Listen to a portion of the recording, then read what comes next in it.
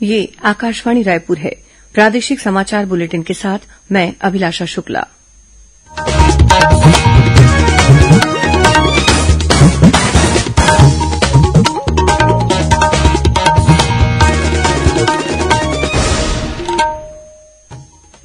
और अब पेश है आज के मुख्य समाचार। भारतीय जनता पार्टी ने खैरागढ़ उपचुनाव के लिए कोमल जंघेल को अपना उम्मीदवार घोषित किया। इस उपचुनाव के लिए कल नामांकन भरने का अंतिम दिन है। मनरेगा के अंतर्गत प्रोजेक्ट उन्नति के तहत मजदूर से स्वरोजगार तक का सफर तय करने वाले छत्तीसगढ़ के 6 श्रमिकों को कल नई दिल्ली में सम्मानित किया जाएगा। देश आज शहीद दिवस मना रहा है। प्रधानमंत्री ने कहा कि मातृभूमि के लिए भगत सिंह, सुखदेव और राजगुरू का बलिदान देशवासियों को हमेशा प्रेरित करता रहेगा। और बीजापुर जिले के बासागुड़ा थाना क्षेत्र में आज सुरक्षा बलों ने 4 माओवादियों को गिरफ्तार किया।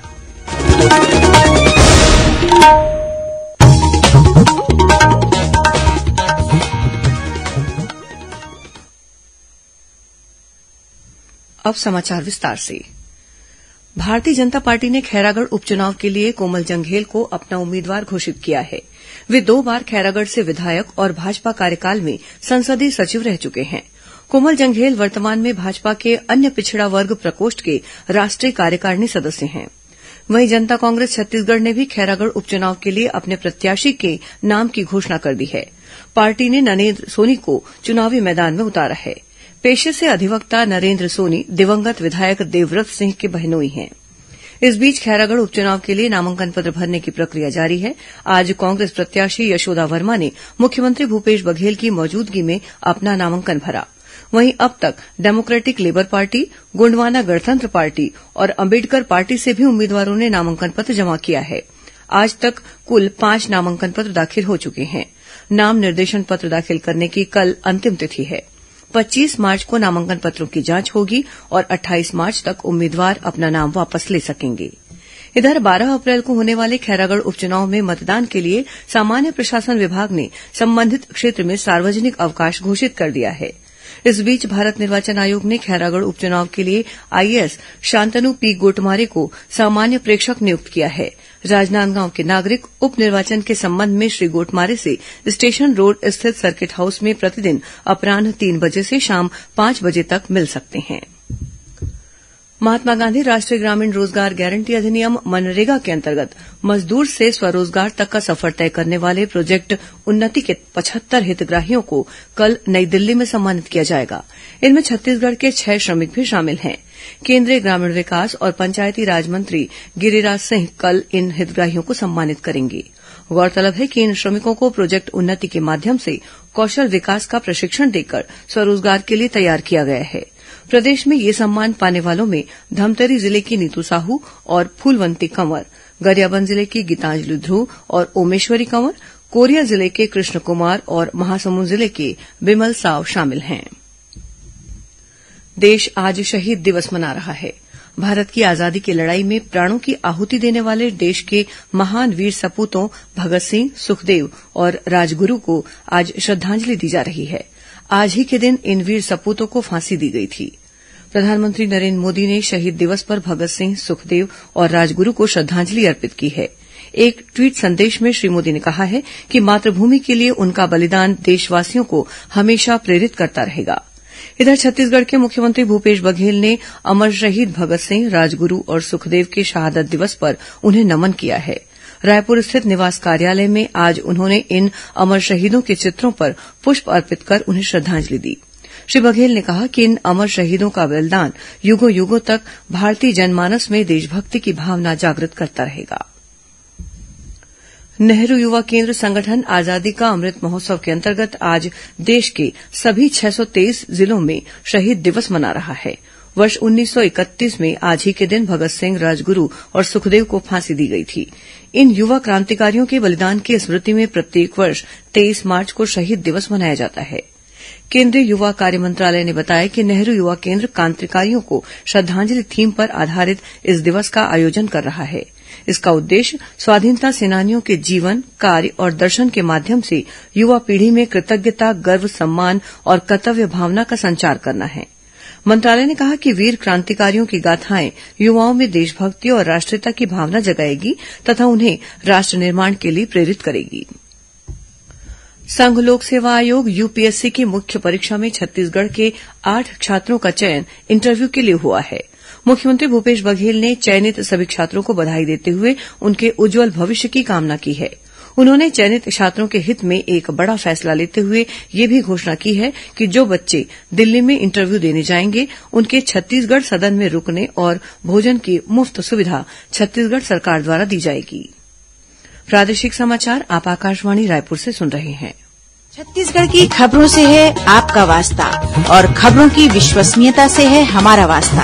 आकाशवाणी समाचार रायपुर के प्रादेशिक समाचार बुलेटिन के साथ ही हमारे समसामयिक कार्यक्रम आप रेडियो के अलावा अपने मोबाइल पर भी सुन सकते हैं। आकाशवाणी समाचार फेसबुक, ट्विटर और यूट्यूब पर भी उपलब्ध है। हमारा Facebook page Chhattisgarh news on AIR, Twitter handle CGAIR news और हमारा यूट्यूब चैनल है छत्तीसगढ़ AIR न्यूज। तो अब रेडियो के साथ ही आपके मोबाइल के जरिए भी हम पहुंच रहे हैं आप तक। छत्तीसगढ़ की हर खबर के लिए सुनते रहिए आकाशवाणी समाचार। और अब आगे बढ़ते हैं बाकी के समाचारों की ओर। बीजापुर जिले के बासागुड़ा थाना क्षेत्र में आज सुरक्षा बलों ने 4 माओवादियों को गिरफ्तार किया है। इनमें से एक जनताना सरकार का सदस्य है और 3 मिलिशिया सदस्य हैं।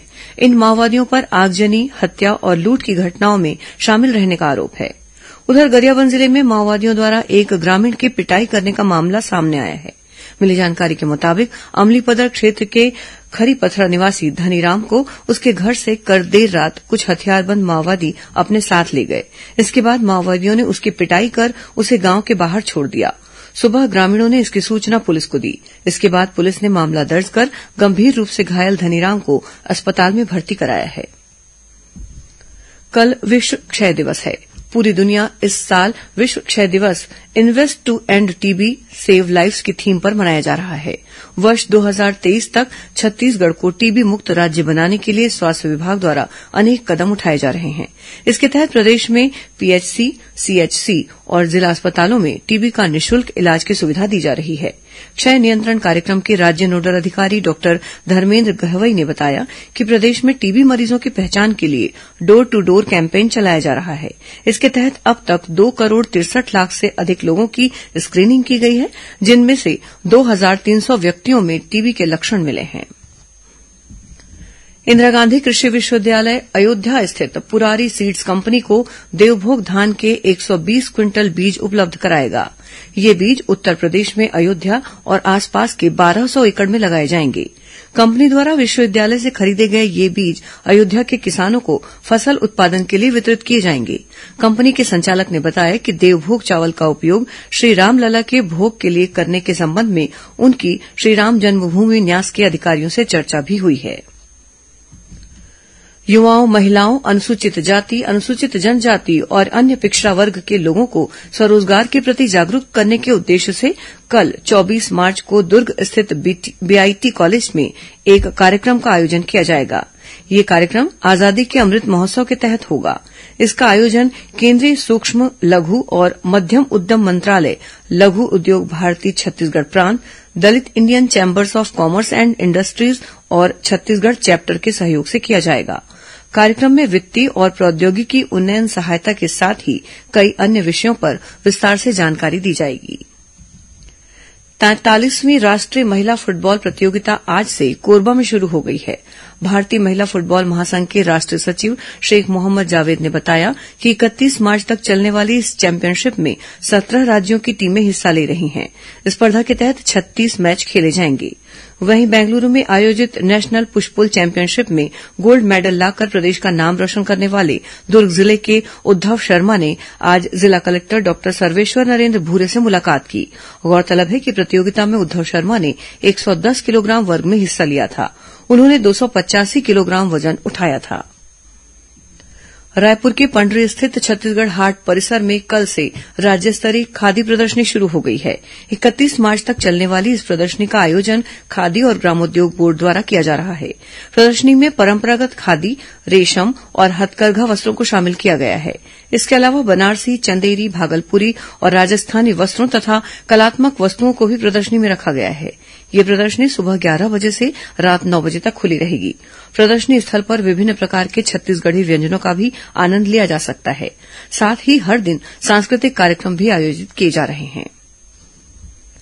अब कुछ अन्य खबरें संक्षिप्त में। बलरामपुर में कांग्रेस के नगर पालिका अध्यक्ष गोविंद राम के खिलाफ नगर पंचायत के उपाध्यक्ष समेत भाजपा और कांग्रेस के 14 पार्षदों ने अविश्वास प्रस्ताव पेश किया है। विश्व जल दिवस के मौके पर जांजगीर चांपा जिले के रैनपुर में कल लोक स्वास्थ्य यांत्रिकी विभाग द्वारा जल जीवन मिशन जागरूकता कार्यक्रम के तहत मोर गांव मोर पानी कार्यक्रम का आयोजन किया गया। प्रधानमंत्री ग्राम सड़क योजना के अंतर्गत स्टेट क्वालिटी मॉनिटर्स इम्पैनलमेंट के लिए 28 मार्च तक आवेदन आमंत्रित किए गए हैं। कबीरधाम जिले के गौरियापारा और सौरापारा इलाके में विधिक साक्षरता शिविर का आयोजन किया गया। कोरबा जिले के हरदीबाजार चौकी क्षेत्र में आज साइकिल से ड्यूटी जा रहे एक निजी कंपनी के कर्मचारी की ट्रेलर की चपेट में आने से मौत हो गई। हादसे से नाराज लोगों ने मुआवजे की मांग को लेकर शव को सड़क पर रखकर चक्का जाम किया। राजनांदगांव जिले की कोतवाली पुलिस ने अंतर्राज्यीय ठग गिरोह के 3 सदस्यों को गिरफ्तार कर उनके पास से 35 ग्राम सोना जब्त किया है। और रायगढ़ जिले की सरिया पुलिस ने एक वाहन से 24 किलो गांजे के साथ 2 आरोपियों को गिरफ्तार किया है। अंत में मुख्य समाचार एक बार फिर। भारतीय जनता पार्टी ने खैरागढ़ उपचुनाव के लिए कोमल जंघेल को अपना उम्मीदवार घोषित किया। इस उपचुनाव के लिए कल नामांकन भरने का अंतिम दिन है। मनरेगा के अंतर्गत प्रोजेक्ट उन्नति के तहत मजदूर से स्वरोजगार तक का सफर तय करने वाले छत्तीसगढ़ के 6 श्रमिकों को कल नई दिल्ली में सम्मानित किया जाएगा। देश आज शहीद दिवस मना रहा है। प्रधानमंत्री ने कहा कि मातृभूमि के लिए भगत सिंह, सुखदेव और राजगुरु का बलिदान देशवासियों को हमेशा प्रेरित करता रहेगा। और बीजापुर जिले के बासागुड़ा थाना क्षेत्र में आज सुरक्षा बलों ने 4 माओवादियों को गिरफ्तार किया। इसी के साथ प्रादेशिक समाचार बुलेटिन समाप्त हुआ। नमस्कार।